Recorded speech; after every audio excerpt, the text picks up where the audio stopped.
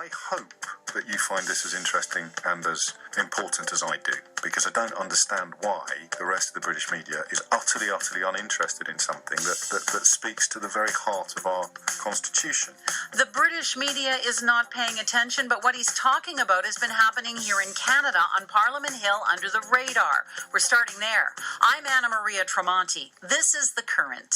And to all businesses, large and small, you may have heard that there's a four-letter word to describe what we Conservatives want to do to you. It has a single syllable. It is of Anglo-Saxon derivation. It ends in the letter K. Back businesses. Well, that is the British Prime Minister Theresa May speaking yesterday about what the post-Brexit future will look like for British business. And despite the cheers from her party members, back is not the word many Britons have in mind about the state they will be in after the UK leaves the European Union. Brexit Day is just 6 months away, but there is still no deal in place and no end in sight for the political turmoil Brexit has sparked. To put it politely, the UK is dealing with Brexit chaos. And across the ocean, in an Ottawa committee room, Canadian parliamentarians have been delving into the infamous referendum that brought Brexit into being. Listen to this. This is NDP MP Charlie Angus grilling Zachary Massingham, the CEO of Aggregate IQ, the Canadian digital advertising and software development company that reportedly received millions of pounds from groups working to get out the Brexit vote. They're accusing you of being an electoral money laundering machine. And one of the key elements is your role with Believe and the £625,000 that went directly through this marginal students group into your operation and then was used in the last 6 days of the Brexit campaign. Do you think that may have affected the result? Because that's what they're saying in the United Kingdom. I can't speak to what effect it might have had. I only know what Believe asked us to do and place their ads, and that's what we did. Well, that was a meeting of the Standing Committee on Access to Information, Privacy and Ethics in April. Zachary Massingham was back before the committee last week to answer more questions. The committee vice chair is Charlie Angus, and he joins me from Ottawa. Hello, Mr. Angus. Good morning. Thank you for having me on the show. How would you describe Aggregate IQ? Aggregate IQ are international data mercenaries. They are tied in, apparently, because trying to get a straight answer from them has been proven very difficult, even when we've had them under oath. But they're tied in to larger groups like SCL, which is tied to Steve Bannon, which is tied to Cambridge Analytica, Robert Mercer, Alexander Nix, companies that are involved in international psyops, electoral hijinks in countries like Nigeria, Trinidad and Tobago, and Aggregate IQ, which appears as this, little Canadian operation set up of an optometrist shop, was the key player in moving millions of pounds in ads during the Brexit vote. They're credited as having helped to win that Brexit vote for the Leave campaign, and they're also accused by the British electoral, the campaign, the overall campaign is accused of having broken the British electoral laws to do that. So Aggregate IQ, their role in all of this still, despite numerous attempts by our committee, remains somewhat murky. So why was the Chief Executive Officer of Aggregate IQ appearing before your Standing Committee on Access to Information, Privacy and Ethics? Well, this all began when we became aware of the huge Facebook data breach. And we wanted to investigate, as is the duty of our committee, whether or not Canadian information had been breached. And that led to an investigation into the role that the millions of names and information from that data breach had been possibly usurped for electoral purposes, and that was particularly focused in the UK. And the idea that a platform like Facebook could be exploited by third-party operators to undermine a vote as serious as Brexit, to me, is a very chilling question about the future of democratic accountability. And then we found that, hey, there's deep Canadian connections. Christopher Wiley, who is the whistleblower in this whole issue, came forward, is Canadian, and he also pointed out the Canadian connections of Zach Massingham, Jeff Sylvester, and this Victoria-based company, Aggregate IQ. So what were you trying to get at with your questioning? Well, the integrity of the electoral system anywhere in the world has to be protected, and the power of these third-party operators, digital mercenaries, to undermine, to misrepresent, to use platforms like Facebook, puts us in a really frightening new world. And we wanted to find out exactly how this is being done. Who are the players internationally? Are there implications for the Canadian electoral system? And certainly we see with the chaos that's resulted in Brexit, if these companies were funneling money, as they've been accused of by Christopher Wiley, coordinating campaigns, what they weren't supposed to force these votes, it doesn't take much to tip a referendum. And we saw in Canada in 1995 how close we came to political chaos. Imagine if a group like Aggregate IQ had been around then. So we're hoping to draw some attention of the Canadian Parliament, but I think also internationally, that we have to start looking at the international connections of these kind of companies and their roles in elections around the world right now. And so it is not solely the issue of the breach of data. This has to do with money, and the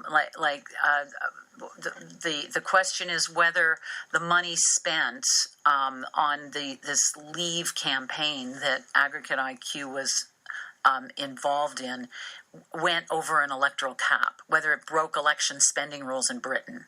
Well, this is certainly where we've ended up focusing, partly because for some time Aggregate IQ did not appear to be cooperating with the UK committee, and we felt, well, they were within Canadian jurisdiction, we could start to ask some of these questions. So what it appears from the findings of the UK Electoral Commission and the UK Information Commissioner is that there were there was the Vote Leave campaign, and they had electoral spending limits, and then suddenly appeared this students group, a marginal students group run by a 22-year-old that received $1 million Canadian. And this was called BeLeave. BeLeave, yes. Right. And so the conduit between BeLeave and Vote Leave is Aggregate IQ. And in the final 6 days of that campaign, $1 million Canadian went through that BeLeave campaign. And where did it go? Was it being used to target Facebook ads, using the kind of technology they developed from the Facebook data breach to target people who could be flipped in their vote? And we still have not gotten answers exactly where those ads, how they were placed, and whether or not the money was funneled back to just overall to the Vote Leave campaign. But that seems to be what the Electoral Commission has found. They say that this was a whole process to circumvent the electoral rules. And what are the implications for Canada when it comes to concerns over election spending and tracing money trails? Well, Anna Maria, what worries me is that I think the political parties are now in a digital arms race. The world has changed dramatically since 2015, so you'll see some concern from political leaders that we need to have, better privacy laws for data, and we need better oversight.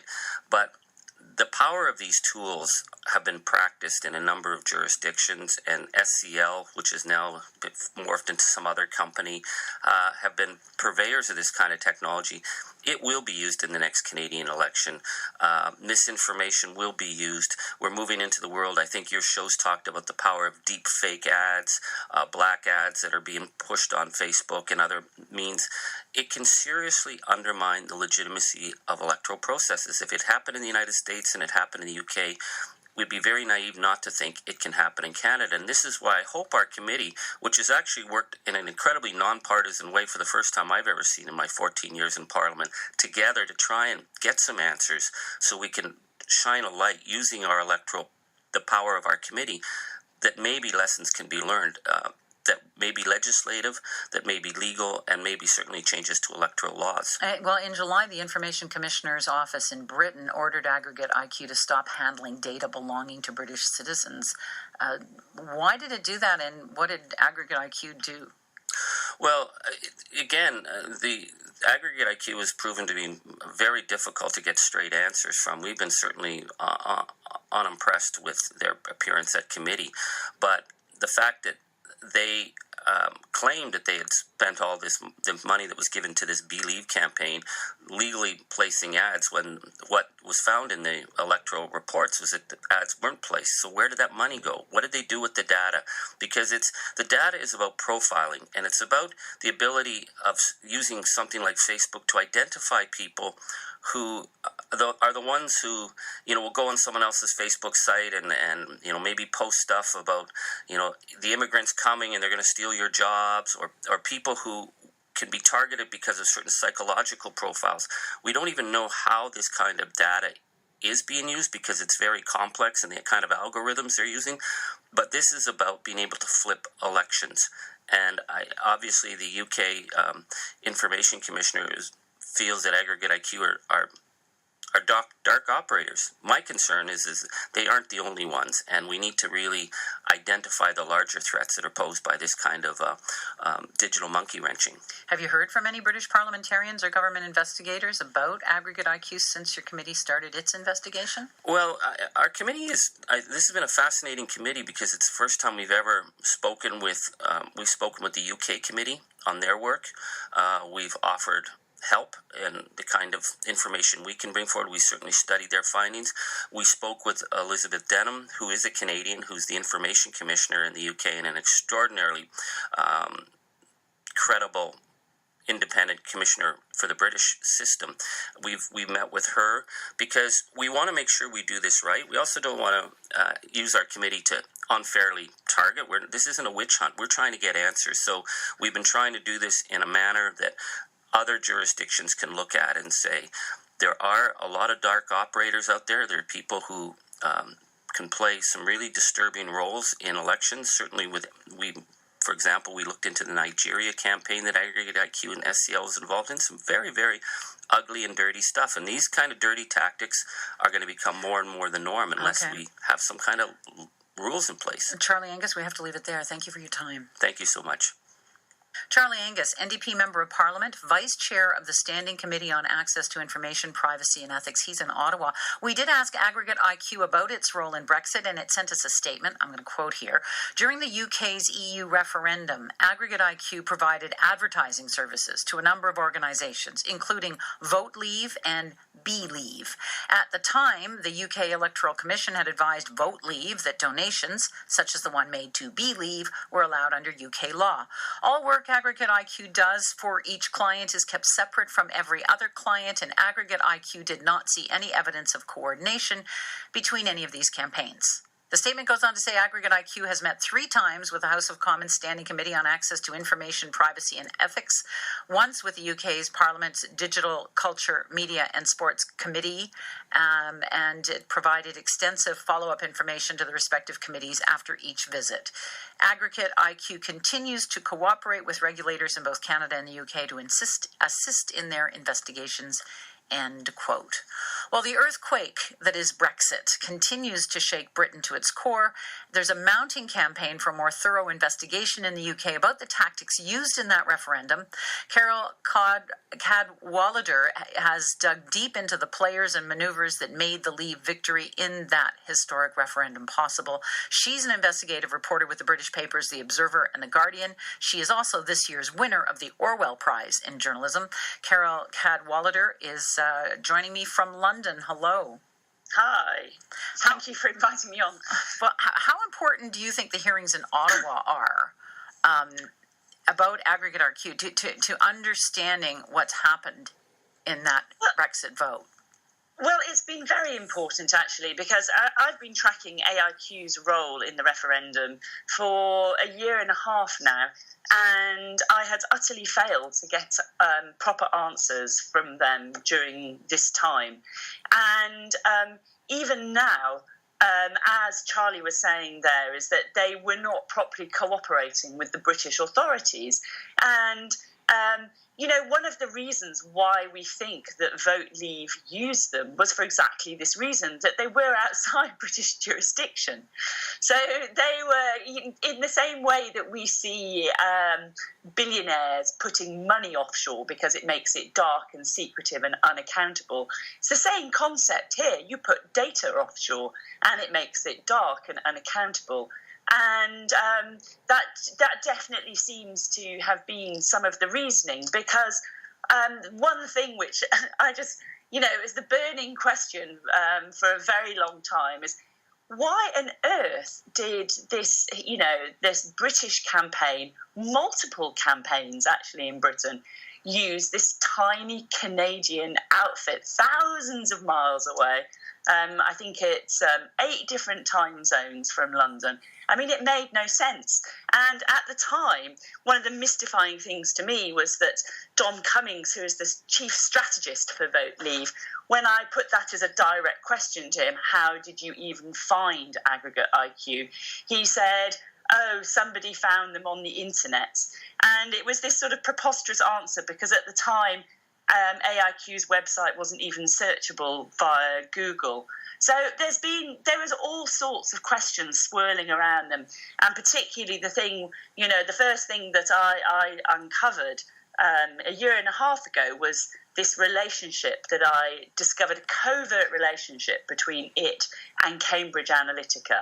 It was a Canadian reader actually wrote to me at The Observer, and as the one who spotted this, that a company which called itself SCL Canada, so it was like the regional branch office of Cambridge Analytica, it was the same person who was listed, whose telephone number was listed there, Zach Massingham, who was also listed as the director of AIQ.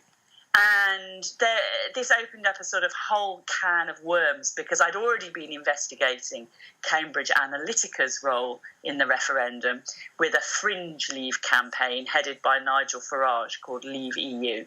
And then I uncovered this fact that this affiliated company to Cambridge Analytica were working for the main official Leave campaign, Vote Leave. But yet the link between these two was hidden. It wasn't until I started asking questions that then Cambridge Analytica deleted Zach Massingham from their website, said that he'd been a minor software contractor, and essentially the sort of cover-up began. So let me just clarify briefly. The issue is the money trail because of electoral laws in Britain. This is where the crack is, and this is where the light comes through. Yes, it's exactly that, because we have, as I think you do, we have strict laws which control the spending of money in elections, and so the campaigns have strict limits on what they can spend. And I'm sorry, and the allegation is that the money was funneled through AIQ to another entity, which was actually part of the original entity of the campaign. Yes, exactly, because there's also very strict rules about campaigns coordinating, and this is the sort of key thing. The rule is that if you want to work with another campaign, you can, but you have to declare your spending separately. Whereas if you purport to be completely different campaigns, you get an extra it's $1 million Canadian you can spend for each different campaign. So if you've got an outside, a third-party operator like Aggregate IQ, which is working for all these different campaigns, then you can just funnel the money through, and it becomes one big campaign, and that is in breach of our electoral laws, if you see what I mean. If it's being funneled into a black box, then it's all being mixed up.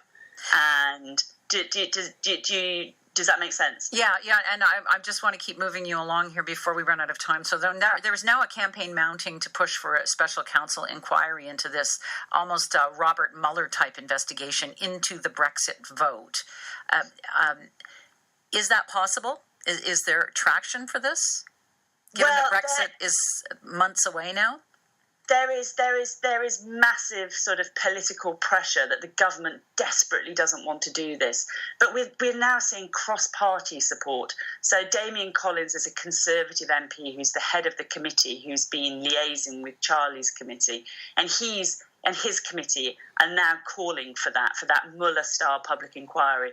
We've also had the deputy leader of the Labour Party, Tom Watson, who's now calling for that inquiry. There are so many different sort of crimes and issues that are mounting up, many of which lead to aggregate IQ in Canada, some others to Cambridge Analytica, and further ones to the question of what the Russian state was doing.